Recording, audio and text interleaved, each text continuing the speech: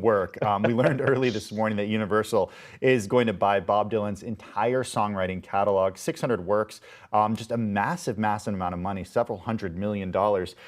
We talked about this a few weeks ago, why songwriters are kind of having a moment right now, especially in the context of Taylor Swift. But give us the details on this catalog purchase. Look, Bob Dylan is, if not the greatest songwriter in music history, or at least American music history, he's in the top three. And he owns his entire catalog, so that makes it really valuable. It's rare that you have an artist of his magnitude where you can just cleanly buy every song they've ever written. And in his case, he's written, 15 of the songs that Rolling Stone said were among the 500 greatest songs ever. And those stretch from, folk songs in the early 60s to rock songs in the later 60s and 70s. And even some of his albums in the 90s and 2000s have been seen as classics. That's one of the reasons it's valuable, because there are very few music assets like it.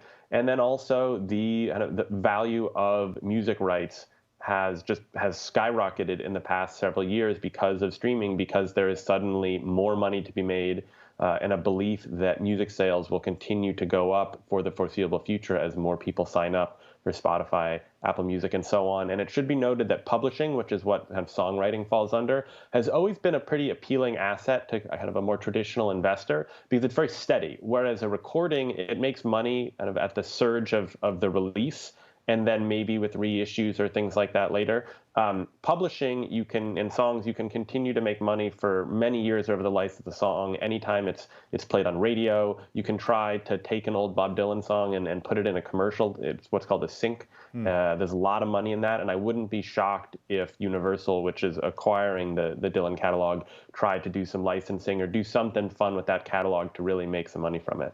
Quite a payday for the artist. Bloomberg Screen Time author Lucas Shaw, live from New York. Lucas, thanks as always for your time. You can subscribe to Lucas's newsletter at Bloomberg.com, and also follow Lucas on social media for updates.